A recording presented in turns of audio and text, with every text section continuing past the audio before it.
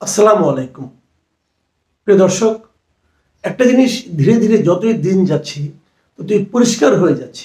সেটা হলো যে নির্বাচনকে কেন্দ্র করে রাজনৈতিক মেরুকরণ, মানে কে কোন দিকে থাকবে সেটা যেন ধীরে ধীরে আমার কাছে মনে হয় স্পষ্ট হয়ে যাচ্ছে। আপনারাও খেয়াল করছেন যে বোঝা যাচ্ছে যে কারা কোন দিকে যাবে।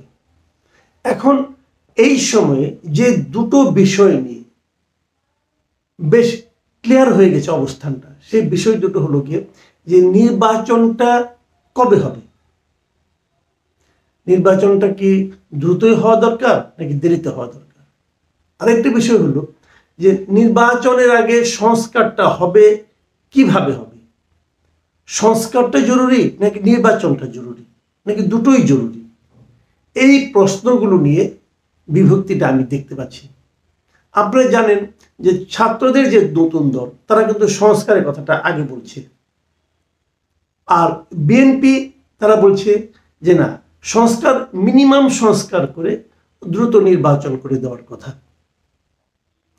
মিনিমাম সংস্কার কতটুকু এটা আপনি মাপবেন কি দিয়ে, অথবা দ্রুত নির্বাচন এটাই বা আপনি মাপবেন কি দিয়ে। দ্রুত মানে কবে, আগামী মাসে নাকি অক্টোবর মাসে নাকি ডিসেম্বর মাসে, এটা কিন্তু ক্লিয়ার না। আবার অনেকে বলছেন না, এটা আগামী বছরে মার্চে হলেও ভালো হয়। এখন প্রশ্ন হলো যে কেন মার্চে হতে হবে, অথবা কেনই বা ডিসেম্বরে হতে হবে। আর সংস্কার সেটাই বা আপনি কিভাবে করবেন। যে এই যে মেরুকরণের কথা বললাম, এই মেরুকরণে আমি একটা ঘটনা বলি।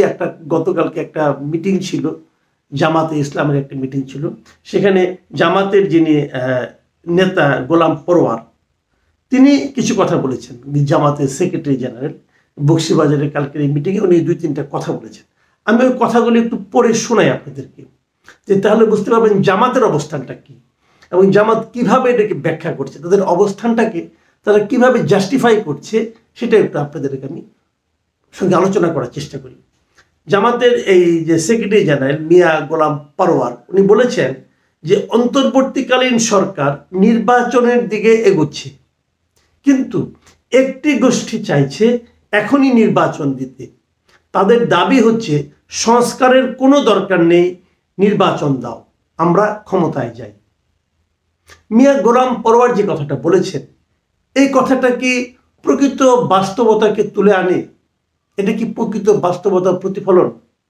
আমি মনে করি না। আমি মনে করি উনি অর্ধসত্য বলেছেন। আপনি এমন কোনো একটা দলকে দেখাতে পারবেন না বর্তমানে বাংলাদেশের প্রচলিত রাজনৈতিক দলগুলোর মধ্যে যে যারা বলেছে যে সংস্কারের কোনো দরকার নাই, এখনই নির্বাচন দাও। এ কথা কেউ বলেনি, কোনো একটা পলিটিক্যাল পার্টি বলে নাই। তো উনি কোথায় পেলেন এই কথাটা? কেউ হয়তো বলেছে যে সংস্কার একটা চলমান প্রক্রিয়া, এটার শেষ নাই, এটা হয়তো পরে হবে, এখন মিনিমাম সংস্কার করে নির্বাচন হোক, এটা অনেকে বলেছে।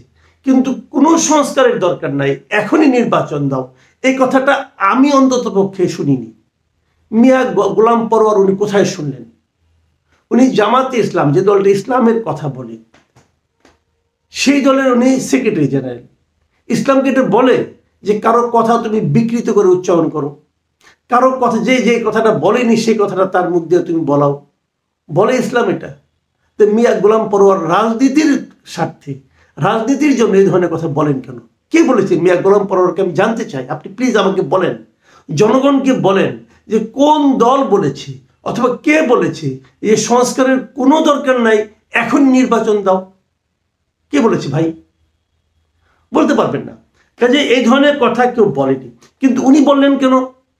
উনি বলতে চাইলেন যে এটা নয়, যে ওনারা সংস্কার চান, খুব ভালো। আবার এখানে যে আবার আরেকটা কথা আমি বলি, সে কথাটা উনি ওনার এই বক্তব্যে উনি বলেছেন যে যারা বলে ক্ষমতায় গিয়ে সংস্কার করবে, তারা ক্ষমতায় থাকতে কি করেছে। এটা কিন্তু একটা গুরুত্বপূর্ণ প্রশ্ন আমি মনে করি। আসলেই তো যারা এখন বলছে যে আমরা ক্ষমতায় যাওয়ার পর নির্বাচন করব, ক্ষমতায় যাওয়ার পর সংস্কার করব, তো তারা যখন ক্ষমতায় ছিল তখন কেন সংস্কার করেনি?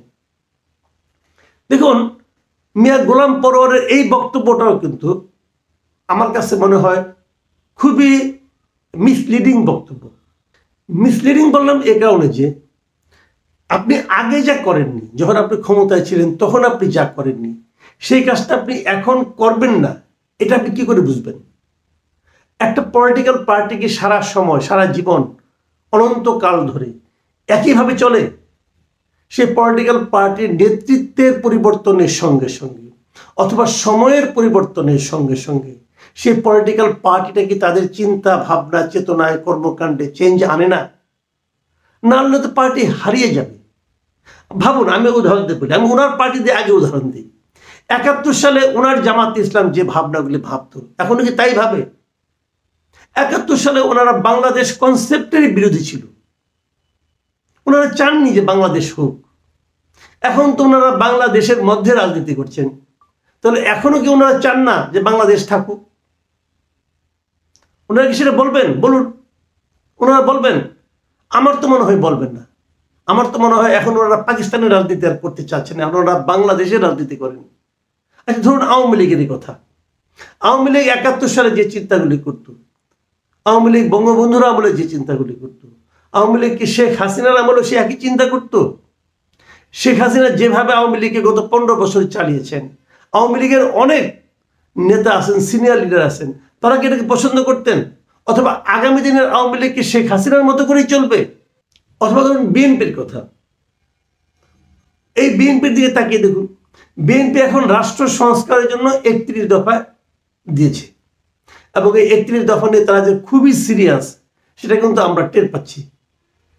এই বিএনপি কি কখনো এর আগে যতবার তারা ক্ষমতায় ছিল, কি জিয়াউর রহমানের আমলে, কি খালেদা জিয়ার আমলে? খালেদা জিয়া তো 2বার ক্ষমতায় ছিলেন, 91 থেকে 96, 2001 থেকে 2006। সেই সময় কি ওনারা রাষ্ট্র সংস্কারের কথা ভেবেছিলেন? ভাবেননি তো। রাষ্ট্র সংস্কারের যে 31 দফা, এর অনেক দফা বিএনপির চিন্তাতেও আগে ছিল না, কখনো উচ্চারণ করেনি। তো বিএনপি কি ওরা রাজনীতিতে পরিবর্তন আনেনি? তাহলে যারা আগে পরিবর্তন করেনি তারা এখনো পরিবর্তন করবে না, এই কথাটাকে বলাটা জাস্টিফাইড হলো? হলো না। তাহলে উনি এটা বললেন কেন? উনি বললেন এই কারণে যে যারা আগে একবার একাধিকবার ক্ষমতায় ছিল, তাদেরকে, তাদের ব্যাপারে সাধারণ মানুষের মনকে বিষিয়ে দেওয়ার জন্য জামাতের সেক্রেটারি জেনারেল এই কথাগুলো বলেছেন। এগুলি নিছকই রাজনৈতিক বক্তব্য, যা নাকি অর্ধ সত্যের উপর প্রতিষ্ঠিত। তো আপনারা ক্ষমতায় যদি যেতে চান, আপনারা নিজেরা কি ভালো কাজ করবেন সেগুলো বলুন। যেগুলো বলেছেন উনি, ইসলামী জীবনধারা কায়েম করবেন, অমুক করবেন, তমুক করবেন, এগুলো বলেছেন। এটা হলো আপনাদের রাজনীতি। আপনাদের রাজনীতির কথা বলে মানুষকে প্রভাবিত করুন, মানুষকে মুগ্ধ করুন, তারপর ক্ষমতায় যান, সমস্যা নেই। অন্যের গীবত করে কেন? অন্যরা কি পারেনি? বিএনপি ক্ষমতায় থাকতে কি পারেনি? আওয়ামী লীগ ক্ষমতায় থাকতে কি পারেনি? জাতীয় পার্টি ক্ষমতায় থাকতে কি পারেনি? সেগুলো তো দেশের মানুষ জানে। আপনাকে নতুন করে জানাতে হবে না, কারণ আপনি যখন জানাবেন তখন তো আপনি আপনার মতো করে জানাবেন। কিছু সত্যকে বলবেন, কিছু সত্যকে ঢাকবেন, এভাবে বলবেন, যেটা বলা উচিত না, কিন্তু সেটা আপনি বলছেন। তো এই জায়গাগুলোতে কিন্তু আমি মনে করি জনগণকে দয়া করে বিভ্রান্ত করার চেষ্টা করবেন না। যারা আগে করেনি তারা আগামীতে করতে পারে। আমি যদি উল্টোভাবে বলি, যারা আগে করেনি, যে ভুল তারা করেছে, সেই ভুলের উপর শিক্ষা নিয়ে, ভুল করলে কি লস হয় তারা দেখেছে, দেখে সেখান থেকে শিক্ষা নিয়ে তারা নতুনভাবে করবে। যদি আমি এটা বলি, আর আপনারা নির্বাচনে যদি আমি উল্টাভাবে এভাবে একটা তর্ক দিই যে যারা কখনো ক্ষমতায় যায়নি তারা তো দেশই চালাতে পারবে না, তাদের কোনো দেশ চালানোর অভিজ্ঞতাই নাই, তখন আপনি কি জবাব দেবেন? কাজে এরকম ভাবে না। বিষয়টা হলো যে আপনি আপনার কথা বলুন, যে আপনি গেলে কি করবেন সেটা বলুন। আর আরেকটা কথা যে বলে আমি শেষ করব, বারবার বলা হচ্ছে যে আগে সংস্কার পরে নির্বাচন। ধরে নিলাম আগে সংস্কারটা ভালো। এখন বলুন তো, সংস্কার জিনিসটা কি? সংস্কারটা কে করবে? সংস্কারটা কে করবে? এবং সংস্কারের জন্য এরই মধ্যে আমরা কতগুলি সংস্কার রিপোর্ট পেয়েছি। বিভিন্ন এনজিও প্রতিনিধিরা মিলে একটা রিপোর্ট বানিয়েছে, এনজিও এবং আমলারা মিলে। সেটা খুব ভালো কিছু রিপোর্ট হয়েছে। কোন রিপোর্টটা, কোন সংস্কারের রিপোর্টটা আপনাদের কাছে অসাধারণ মনে হয়? যে সংস্কারের রিপোর্টগুলি করা হয়েছে সেগুলো কি জামাতের পক্ষে হুবহু মানা সম্ভব? তারপর এগুলো নিয়ে কিন্তু আলোচনা হবে, প্রত্যেকটা পলিটিক্যাল পার্টির সঙ্গে তারা বসবে, কি কি যেন টিক চিহ্ন দেওয়ার কথা বলছে, যে ওই টিক চিহ্ন দিয়ে দিয়ে বলবে কে কোনটা রাজি কে কোনটা রাজি না। ভালো, আমার কাছে এই পদ্ধতির একদম খারাপ মনে হয়নি, কিন্তু এই পদ্ধতির অনেক সীমাবদ্ধতাও আছে। যেমন একটা বিষয়ে আমি টিক চিহ্ন দিতে চাই, কিন্তু দেওয়ার সঙ্গে সঙ্গে এর মধ্যে আমার কিছু ব্যাখ্যা আছে, কিছু বক্তব্য আছে, যে বক্তব্যগুলো এখানে আমি ইনক্লুড করতে চাই। আমি এটাকে পছন্দ করি, কিন্তু কিভাবে করি তারও একটা ব্যাখ্যা আছে। যেমন বলা হলো যে ধরা যাক এই যে প্রাদেশিক মানে আপনার প্রশাসন সংস্কারে বলা হয়েছে দেশে কয়েকটা প্রদেশ করা হবে। হয়তো আমি প্রদেশ চাই, কিন্তু কিভাবে চাই সেই ব্যাখ্যাটা আমি আমি প্রদেশ চাই, চাওয়া মানে কি তাদের মতো করে চাই, কিন্তু এই ব্যাখ্যাটা প্রয়োজন। এটা কেবল টিক চিহ্নের উপর হয় না। এখন একজন টিচার মানুষ, একজন টিচার বিদেশ থেকে এসেছেন, উনি এসে এগুলি প্রবর্তন করছেন, টিক চিহ্ন দাও, তো ঠিক আছে উনি করেছেন। তো এখন এই সংস্কার করলে কি দেশের সব বেহেস্ত হয়ে যাবে? সেটাও বলুন।